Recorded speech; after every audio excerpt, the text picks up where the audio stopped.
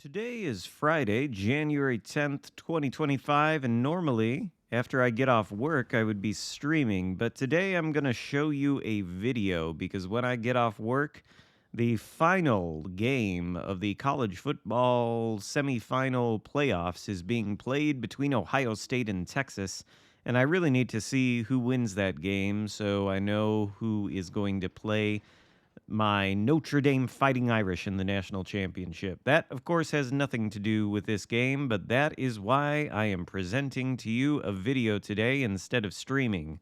I'll stream on Saturday the 11th or Sunday the 12th. Haven't quite decided yet, but keep an eye out on the community part of the channel and I'll let you know.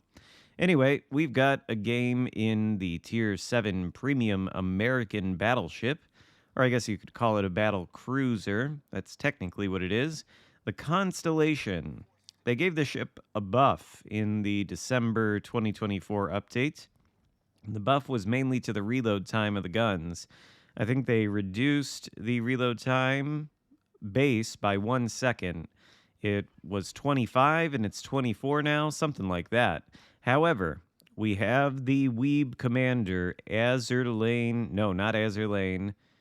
Takanashi Yoshino, the BA commander. There's so much weebery in this game, it's hard to keep it straight. Anyway, she is at the helm of this game, and her skills reduce the reload time even further.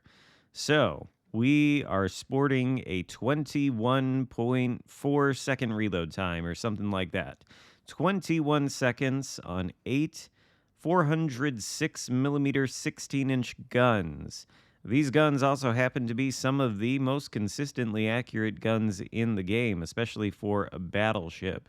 And when they're reloading in 21 seconds, well, I kind of like the accuracy on guns that don't reload this quickly because, you know, if you miss a couple shells, then you're reloaded fast and you can send another salvo out. But when you have shells that are already very, very accurate, and then you can reload fast, you start to feel like a really dangerous opponent. Now, to be fair, the Constellation is not the best armored ship in the world. It has overmatchable bow and stern by things at Tier 7. So, this is not the kind of battleship to be standing around in, just stationary, trying to bow tank, reverse, you know, the usual MO of the sort of average battleship play you see all around World of Warships Legends. This is a true battle cruiser, and as such, I think you'll notice throughout the duration of this entire match that I'm playing it sort of like a cruiser. This match, by the way, happened on my last stream, so probably some of you have seen it, but I did want to take a second look at it because I think it just goes to show how powerful this ship is. And at the time I was playing this match, I wasn't even aware that I was knocking on the door of a Kraken near the end. Maybe that's a little bit of a spoiler, but if I know myself, I'm putting the Kraken logo in the thumbnail, so shouldn't be too surprising to anybody. We're also top tier in this game, which means we get to fight things like Colorado. Colorado is, you know, it's got guns. I guess there's that, but it's also coated in, what, 25, 26 millimeter armor everywhere. The entire hull plating is overmatchable by these 16-inch guns. Only thing that can't be overmatched is the Citadel belt armor, and when that's presented to you flat broadside, well, I don't think the Colorado is going to be floating for too much longer if he doesn't change what he's doing.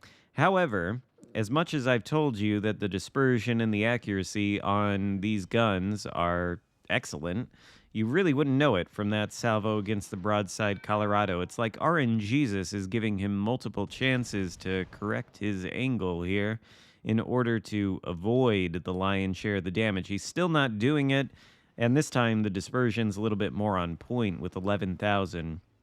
We're only up to 33,000, but as you can see, we're choosing not to push in here.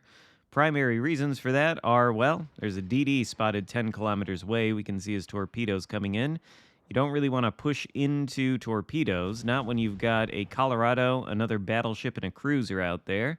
And the reason for that is because in order to avoid torpedoes, you've got to do things like turn the rudder from side to side, mess with the speed, etc.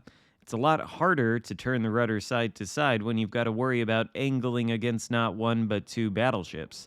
So in this situation, we're certainly not going to be pushing in. Plus, torpedoes being launched at us from behind and us sailing away from the torpedoes gives us more of an opportunity to avoid them, although we don't with that little one. However, taking one torpedo is not as bad as taking 6 or 9 or anything like that. Glad they changed the flooding parameters in this game, so now we are on a permaflood, but it would have only lasted 31 seconds or so, 45 seconds maybe. We're able to use the DCP. We're on very low health, 59,000 damage done. Looks like potentially the game could be over here, but no. This is why we kite. If we're moving away from the enemy, and some of our teammates here are moving in, we're going to get a chance to heal up a lot of damage. Most of it, I think, was caused by fires and a bit from flooding. Good deal of it should be healable, and we should be able to get healthy again. But we don't want to push into these ships. Pushing in is going to give them an advantage, and it's not going to be too terribly difficult to take away 17,000 HP from a battle cruiser that is not well armored. Speaking of broadsides, well, I guess we weren't talking about broadsides. That's kind of a bad segue, but Colorado was giving us broadsides earlier. So's Heinrich, and he pays for it instantly. RNGesus is no longer sympathetic to this broadside showing from the red team. Heinrich, like the Colorado before him, does not appear to want to correct his angle. He's still broadside. To be fair, I guess he can't really see me now that Oyster Goat Land has gone around the corner, but there you go, Citadel. And the Heinrich is dead. That's more of what you would expect from the Constellation. Just excellent accuracy, and you know what, to be fair, we are running the Epic Artillery Plotting Room mod, or actually the Legendary one. So now we've got that thing procced 3 times, and that's what, 6% better dispersion at this point? It's only going to continue to get better as we go on. Azuma out there, showing that he's aware of what's going on. He dodges our salvo, even though he didn't see us. He must have seen the shells. Good on him, but the guns, look how quickly they reload now. We're able to get the next salvo out there very, very fast, and this time he doesn't get to avoid it all. Another 12,000 damage, and the Constellation begins to drop bombs. Heinrich is gone, but there's still one battleship left alive that's deciding to push this flank. Tirpitz B. I think Tirpitz B doesn't have anything special about it. I think it's BA Tirpitz that has the longer range torpedoes. So now that we've healed up a little bit more HP, we've got another heal about 10 seconds off a cooldown. I think we can actually push in here. Azuma should be easy to take out on fairly low HP. We overmatch him. He's got a gigantic citadel. We've got the accuracy almost fully maxed here, and Tirpitz is pushing in, which is going to allow us to use the Constellation's torpedoes. They have a longer range than the Tirpitz B will, and if he's going to sail into them, well, that would certainly be nice. But we get the high caliber metal. Azuma comes around the corner. Bit surprising. I don't think I was really expecting that at the time, given he's on such low HP. But you know what I said about the accuracy. There's a nice shot right through mostly the bow. And, oh, look at that. Suspicious torpedoes from the flank.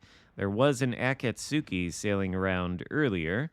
Azuma still refuses to go back to port. Somebody's taken out one of our turrets, but one turret with some decent dispersion is all we need to send Azuma to the bottom. More torpedoes, highly suspicious. Constellation is a battleship with radar. 9-kilometer radar, and look at this Akatsuki. On no HP, well within radar range. Unfortunate choice, but we knew the direction the torpedoes came from, so we knew the Akatsuki had to be over there, and we're so close to the map border that there was always a good chance he was within radar range. We take him out for our 4th kill of the game, and at that point, playing the battle, I didn't even realize that was the 4th kill, so here, the Kraken Unleashed is up for grabs, and it looks like Tirpitz is content to present himself to us, not necessarily on a silver platter, but he is pushing into me and this other battleship over here to the right of the screen, who's also sort of kiting away. In fact, he seems to be tunnel visioned on that guy, and it looks like he's going to continue sailing on that course, but I was thinking maybe he's going to end up turning into that battleship. He's losing HP the entire time he comes. This again is another good example of why you don't push into superior enemy numbers in many cases. It's just not ideal. Although, maybe the Tirpitz takes out that battleship. He's gone now. Maybe he did get sunk, so I don't know what I'm talking about, I guess. Tirpitz goes down, though. There's the Kraken Unleashed. Second time I've gotten the new improved metal for the Kraken. And we finished the game with 163,000 damage, one Citadel. Damage numbers aren't the most impressive you've ever seen, but that radar certainly comes in clutch for dealing with destroyers that are trying to get bold on your broadside. Constellation is just a great ship. I don't really think it needed this buff, but I'm not going to complain about it. It is, while it's a good ship, it's probably not the easiest thing to play just due to the overall lack of armor. It's not the kind of battleship that's going to be pushing in aggressively and tanking all the time. It's much more of a battle cruiser that you have to sail around the map, trying to look for good positions in order to acquire broadsides. Although that's the same advice I'd give you if you were sailing practically any battleship. Again, I think I've said this many times before, but the primary role of the battleship, as I see it, in World of Warships Legends, is to obtain map control by way of the main battery guns. The way it does that is by sailing into a position where it's able to acquire the broadsides of the red ships as they are trying to move towards some goal. That goal could maybe mean taking a capture circle, could mean pushing into your teammates. You put yourself somewhere on the map where you get the broadsides as the enemy pushes toward whatever their goal is, and then you shoot the broadsides. If you're in the right position, then you'll attract attention from the enemy team. They'll shoot back at you, and you will tank.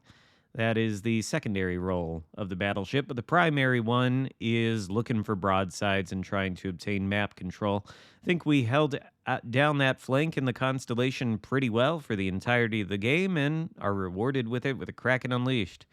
I think Constellation's still on sale, too. It's not like this ship is something you can't get.